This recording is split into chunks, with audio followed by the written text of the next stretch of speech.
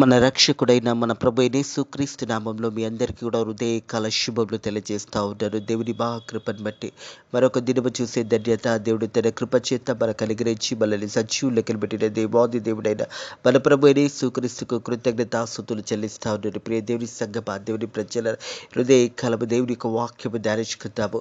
కీర్తనలు మొదటి అధ్యాయం మొదటి వచనం నుంచి 5వ వచనం వరకున్న దేవుని యొక్క వాక్యము ధ్యానించుకుందాము.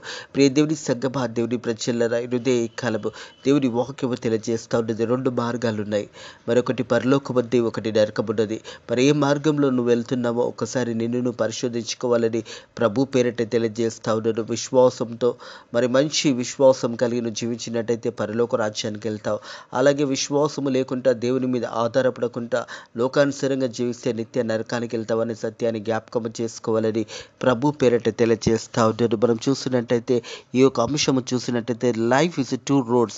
The life of the faithful person is constructed with the life of the faithless person. మరి విశ్వాసి లేని మనిషి. ప్రియ దేవుని సంగమా, దేవుని ప్రజల దేవుని యందు భయభక్తుల జీవితం జీవించినప్పుడు ఆశీర్వదించబడతావు అనే సత్యాన్ని కూడా జ్ఞాపకం చేసుకోవాలని ప్రభు పేరిట తెలియజేస్తా ఉన్నాను.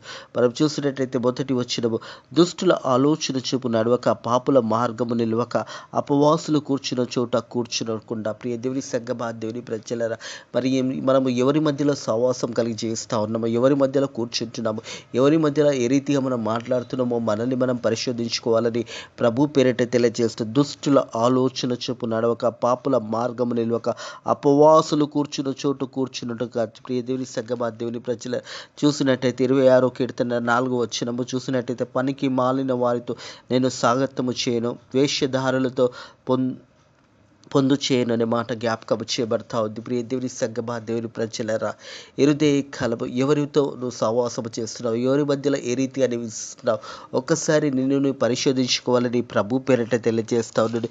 ప్రియ దేవుని సంగమా, దేవుని ప్రజల దేవుని వాక్యానుసారంగా నువ్వు జీవించినట్టయితే ఆశీర్వదించబడతావు, దీవించబడతావు అనే మాట జ్ఞాపకం చేసుకోవాలని ప్రభు పేరిట తెలియజేస్తా ఉన్నాను. 2వ వచనం, యెహోవా ధర్మశాస్త్రమును ఆనందించువాడు దివారాత్రమును దానిని ధ్యానించువాడు ధన్యుడు.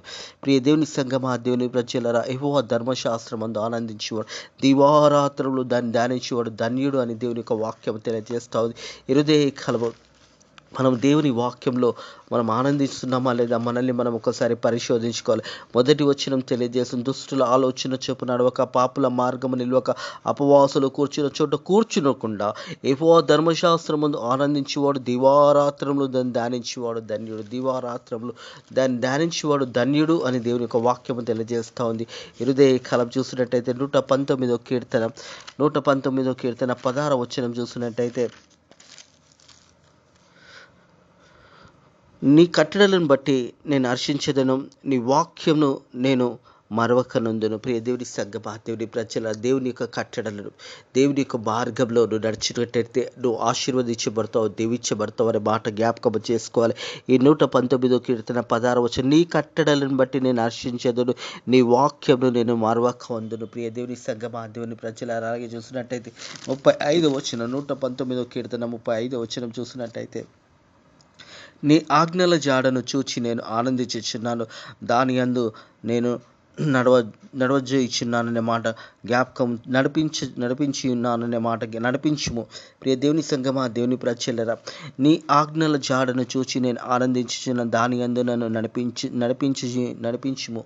ప్రియ దేవుని సంగమా, దేవుని ప్రజల దేవుని వాక్యంలో తెలియజేస్తుంది. మనం చూసినట్టయితే ఇదే 119వ కీర్తన 50వ వచనం చూసినట్టయితే, నీ వాక్యము నన్ను బ్రతికించుచున్నది, నా బాధలో ఇది నాకు నెమ్మది కలగజేస్తుంది.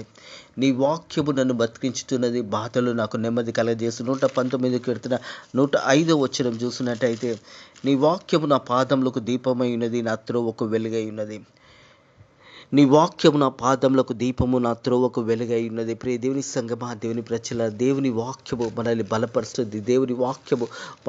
దేవుని వాక్యంలో మనల్ని మనం కట్టుకున్నప్పుడు అందుకే అంటుందిగా, దివారాత్రములు దేవుని యొక్క వాక్యము దివారాత్రం దీన్ని ధ్యానించేవాడు ధన్యుడు అనే మాట జ్ఞాపకం చేస్తావు. యెహోవా ధర్మశాస్త్రమందు ఆనందించేవాడు, దేవుని వాక్యంలో ఆనందించేవాడు దివారాత్రంలో దాన్ని ధ్యానించినప్పుడు ధన్యుడు అని దేవుని యొక్క వాక్యం తెలియజేస్తుంది. 3వ వచనం చూసినట్టయితే, అతడు నీటి కాలువలో నాటబడి ఆకు వాడక తన కాలమందు ఫలమిచ్చే చెట్టు వలె ఉండెను. ప్రియ దేవుని సంగమా, దేవుని ప్రజలు, అతడు చేసినదంతా సఫలమవును. అతడు చేసినదంతా కూడా సఫలమవుతుందనే మాట జ్ఞాపకం చేయబడుతుంది. ప్రియ దేవుని సంగమా, దేవుని ప్రజల హృదయ కాలము దేవుని వాక్యం తెలియజేస్తా ఉంది. మనం చూసినట్టయితే ఆది కాండము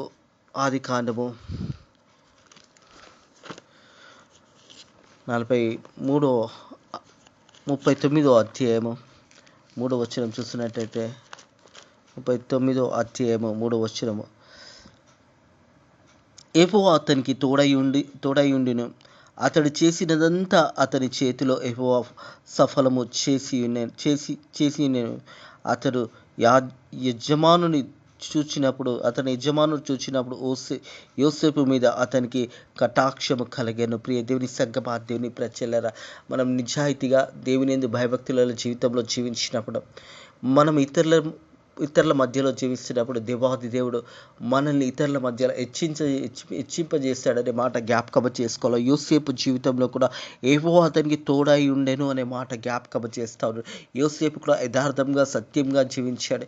ఎన్ని కష్టాలు వచ్చినా, శ్రమలు వచ్చినా, తన సహోదరులే తనను నమ్మివేసినా కానీ దేవునికి లోబడి జీవించాడు. దేవుని వాక్యానుసారంగా జీవించాడు. కాబట్టి దేవాది దేవుడు యోసేపుకు తోడై ఉన్నాడు. కాబట్టి యోసేపు శ్రమలంతా కూడా దేవుడికి తోడై ఉండి, ఎక్కడైతే యోసేపు నివసిస్తున్నాడో అక్కడ ఉన్నవారు కూడా ఆశీర్వదించబడ్డారో, వారి యొక్క గృహం కూడా దీవించబడింది.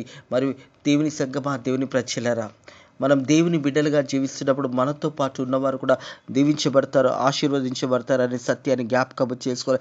యెహోవా అతనికి తోడై ఉండెను, అతడు చేసినదంతా అతని చేతిలో యెహోవా సఫలము చేసి ఉన్నాడు. అతని యజమానుడికి చూచినప్పుడు యోసేపు మీద అతనికి కటాక్షము కలిగెను. ప్రియ దేవుని సంగమా, దేవుని ప్రజల, ఎప్పుడు ఇద్దరు పట్ల మనకు కటాక్షం కలుగుతుంది అంటే మనం దేవుని యందు భయభక్తుల జీవితం జీవించినప్పుడు. ప్రియ దేవుని సంగమా, దేవుని ప్రజ, యెహోవా ధర్మశాస్త్రమందు ఆనందించేవాడు, దివారాత్రం ధ్యానించేవాడు ధన్యుడు. అతడు నీటి కాలువల యోర్దున నాటబడి ఆకు వాడక తన కాలమందు ఫలమిచ్చే చెట్టు వలె ఉండెను. అతడు చేసినదంతా సఫలమవును.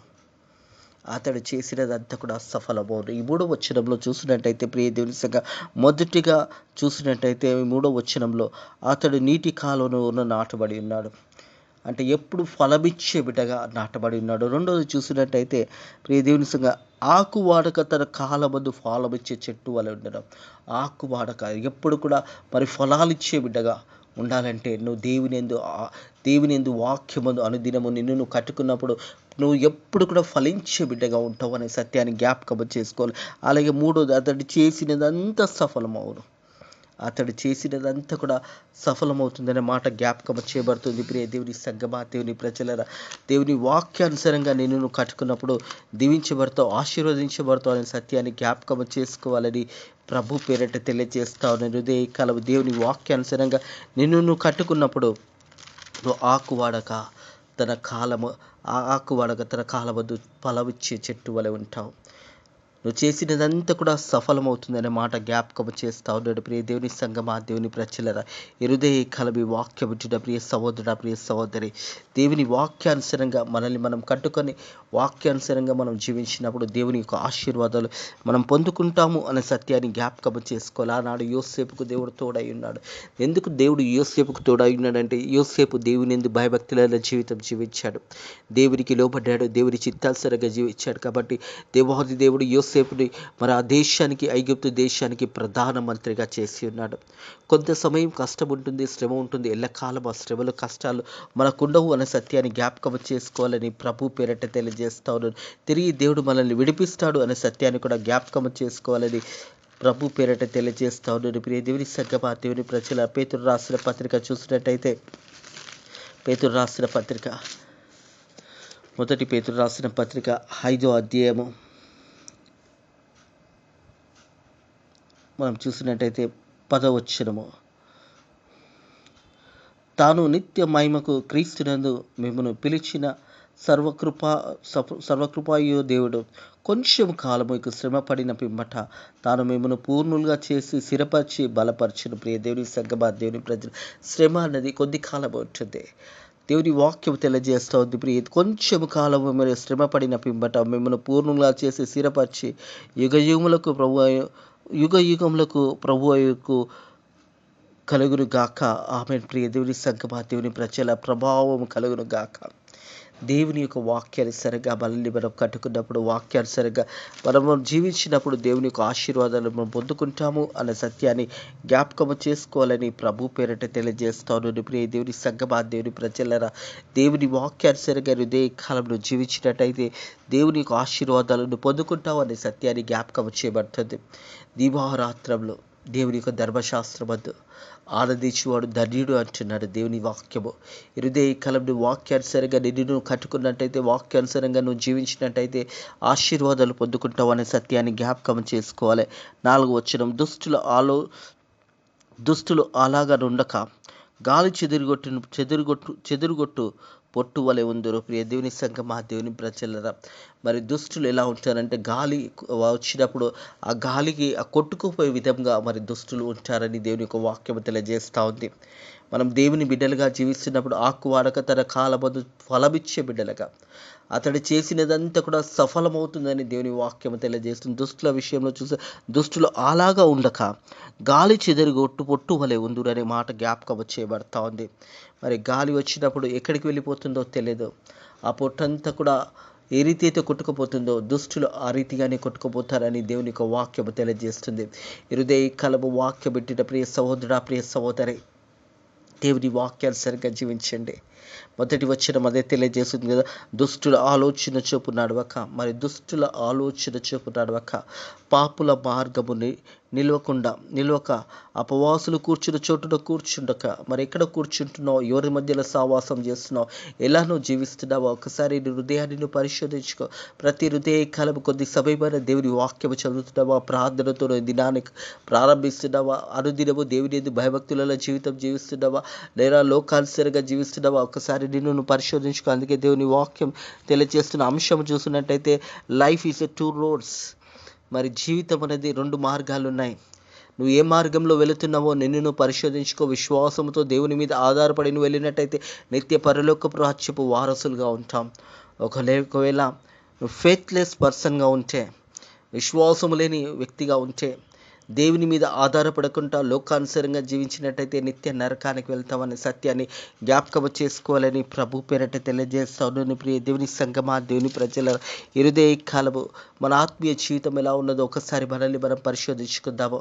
యథార్థంగా సత్యంగా జీవించినప్పుడు ఎల్లప్పుడూ నువ్వు దీవెనకరంగా ఆశీర్వాదకరంగా ఉంటావు అనే సత్యాన్ని జ్ఞాపకం చేసుకోవాలని ప్రభు పేరట తెలియజేస్తా ఉన్నాను. 5వ వచనం చూస్తున్నట్టయితే, కాబట్టి న్యాయ విమర్శలలో దుష్టులు, మరి నీతిమంతుల సభలో పాపులు నిల్వరాదు. ప్రియ దేవుని సంగమా, దేవుని ప్రజలరా, మరి ఈ యొక్క అధ్యాయంలో 6వ వచనం చూసినట్టయితే, నీతిమంతుల మార్గం యెహోవాకు తెలియను, దుష్టుల మార్గము నాశనంకు నడుపును. దుష్టుల మార్గము నాశనానికి నడుపుతుందని దేవుని యొక్క వాక్యము తెలియజేస్తూ ఉంది. ప్రియ దేవుని సంగమా, దేవుని ప్రజలరా, హృదయ కాలము మనం ఎక్కడ నిలుస్తున్నామో మనల్ని మనం పరిశోధించుకోవాలని ప్రభు పేరిట తెలియజేస్తూ ఉన్నాను. మనం చూస్తున్నట్టయితే 37వ కీర్తన మరి 18వ వచనం చూసినట్టయితే, నిర్దోషులు చర్యలను యెహోవా గుర్తించుచున్నాడు, వారి శాస్త్రము సదాకాలము నిలిచును. నీతిమంతుల మీద ఎప్పుడు కూడా దేవుని యొక్క కనుచూపు ఉంటుంది. ప్రియ దేవుని సంగమా, దేవుని ప్రజలరా, మరి దేవుని వాక్యం అంటుంది, నిర్దోషుల చర్యలను యెహోవా గుర్తించుచున్నాడు, వారి శాస్త్రము సదాకాలము నిలుస్తుంది. మరి కాబట్టి మనం చూసినట్టయితే, కాబట్టి న్యాయ విమర్శలలో దుష్టులు, నీతివంతుల సభలో పాపులు నిలవరారు. పాపులకు చోటు లేదు. ప్రియ దేవుని సంగమా, దేవుని ప్రజలరా, అలాగే చూసినట్టయితే నీతిమంతుల మార్గము యెహోవాకు తెలియను. నీతిమంతుల మార్గము దేవునికి తెలుసు. మార్గము యెహోవాకు తెలుసు. అందుకే అంటుంది కదా, దేవునికి మన హృదయాన్ని అప్పచెప్పినప్పుడు, దేవునికి మన మార్గాల్లో అప్పచెప్పినప్పుడు ఆ మార్గాలు సరళమవుతాయి. దేవుడు మంచి మార్గంలో మనల్ని నడిపిస్తాడనే సత్యాన్ని జ్ఞాపకం చేసుకోవాలి. నీతిమంతుల మార్గము యెహోవాకు తెలియను, దుష్టుల మార్గము నాశనంకు నడుపును. పాపం చేసేవారు, పాపం వల్ల వచ్చే జీతం మరణమే అనే మాట జ్ఞాపకం చేయబడుతుంది. మరి పాపంలో బ్రతుకుతూ పాపంలో జీవిస్తున్నట్టయితే ఒకరోజు నిత్య నరకానికి వెళ్ళిపోతాం. హృదయ కాలము ప్రియ దేవుని సంగమా, దేవుని ప్రజలరా, దేవునికి మన మార్గాలు తెలుసు, మన చుట్టూ ఉన్న వారికి తెలియకపోవచ్చు. మన హృదయానికి మనకు తెలుసు మనం నడుస్తున్న మార్గం సరైనదా కాదా.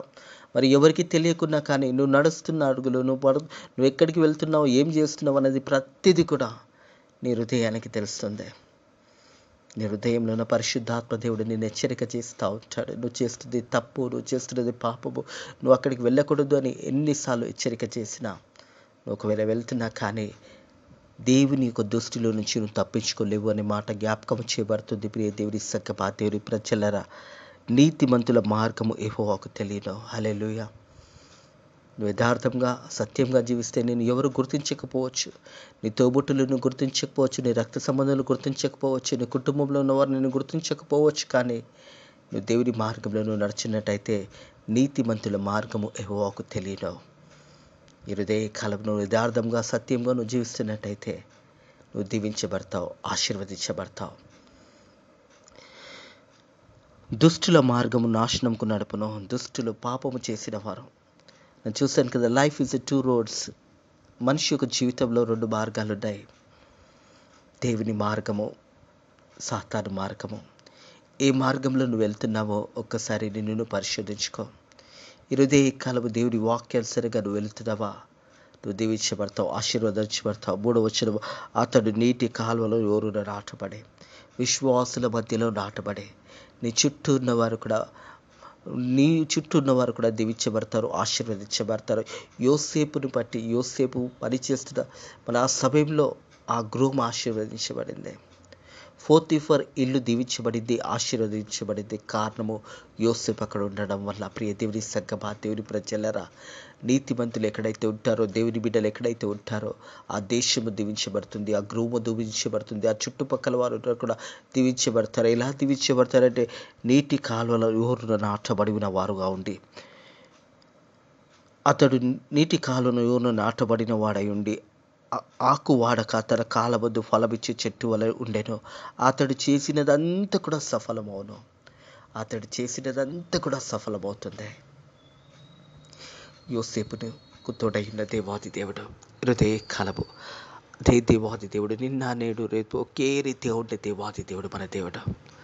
హృదయ కాలము మనకు కూడా తోడై ఉన్నాడు, మనల్ని కూడా దీవిస్తున్నాడు, మనల్ని కూడా ఆశీర్వదిస్తూ ఉన్నాడు. యోసేపును ఆశీర్వదించిన దేవాది దేవుడు మనల్ని కూడా ఆశీర్వదించబోతూ ఉన్నాడు. మొదటగా మనం చేయవలసినది జ్ఞాపకము చేసుకోవాలి. ప్రియ దేవుని సంగమా, దేవుని ప్రజలరా, యెహోవా ధర్మశాస్త్రమందు ఆనందించేవారు దివారాత్రం ధ్యానించేవాడు ధన్యుడు. అతడు నీటి కాలువను ఓర్న నాటబడి ఆకు వాడక తన కాలమందు ఫలమిచ్చే చెట్టు వలె ఉండెను. అతడు చేసినదంతా కూడా సఫలమవును. నువ్వు దేవుని బిడ్డగా ఉంటే నువ్వు దీవించబడతావు, ఆశీర్వదించబడతావు. నీతో పాటు నీ కుటుంబం ఆశీర్వదించబడుతుంది. నువ్వు పనిచేస్తున్న స్థలము దీవించబడుతుంది. నువ్వు ఎక్కడైతే నివసిస్తున్నావో ఆ స్థలం అంతా కూడా దేవుడు దీవిస్తాడు, ఆశీర్వదిస్తాడు. మొదటగా మనం చేయవలసిందే దేవుడి వాక్యానుసారంగా మనల్ని మనం కట్టుకొని, వాక్యానుసారంగా మనం జీవించినప్పుడు, వాక్యానుసారంగా మన యొక్క జీవితాలను కట్టుకున్నప్పుడు అప్పుడు మనం దీవించబడతాము, ఆశీర్వదించబడతాము. మనతో పాటు మనన్న వారందరూ కూడా దీవించబడతారు, ఆశీర్వదించబడతారు. అట్టి కృప దేవుడు మీకు అనుగ్రహించును గాక. అట్టి ఆశీర్వాదాలు యోసేపును ఆశీర్వదించిన దేవుడు మిమ్మల్ని కూడా ఆశీర్వదించి దీవించి ఉన్నత స్థానంలో దేవుడు నిలబెట్టును గాక. అట్టి కృప దేవుడు మీ అందరికీ కూడా అనుగ్రహించి మిమ్మల్ని బలపరిచి దేవుడు దీవించి ఆశీర్వదించిన గాక. ఒకటి మాత్రం నేర్చుకోనండి, మార్గము ఏ మార్గంలో వెళ్తున్నావో. ఎక్కడికి వెళ్ళినా 2 మార్గాలు కనిపిస్తున్నాయి. ఆ 2 రోడ్లలో నువ్వు ఏ రోడ్లో ప్రయాణం చేస్తున్నావు? ఒకవేళ విశ్వాసం కలిగి దేవుని మార్గంలో నువ్వు నడిచినట్టయితే నువ్వు దీవించబడతావు, ఆశీర్వదించబడతావు.